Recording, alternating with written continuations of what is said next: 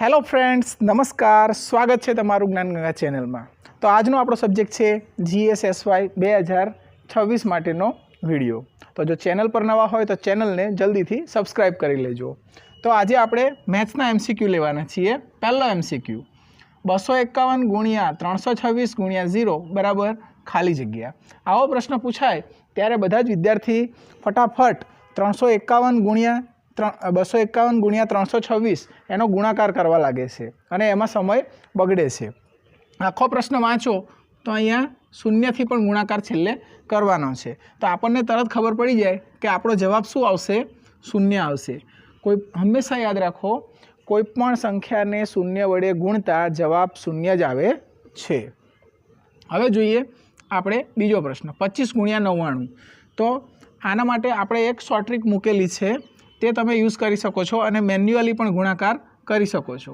गुणाकारनी shortcut आपणे शीखवाडेली, तेमां ज्यारे पण कोई संख्याने 99 वडे गुणवाना होय त्यारे तमारे संख्यामांथी 1 ओछो करवानो। 25 मांथी 1 जाए तो 24 अने त्यारबाद आ संख्याने बाजुमां तमारे अहींया 2 छे एटले 2 मां केटला उमेरीए तो 9 आवे 7 अने 4 मां केटला उमेरीए तो 9 आवे 5। आ रीते मूकी अने जवाब लाववानी शॉर्टकट आपणे चेनल पर मूकेली छे, तो ए पण तमे जोई शको छो। आपणो जवाब आवी गयो छे अने तमारे जो मेन्युअली गणवुं होय 25 गुणिया 99 तो ए तो तमने आवडे ज छे।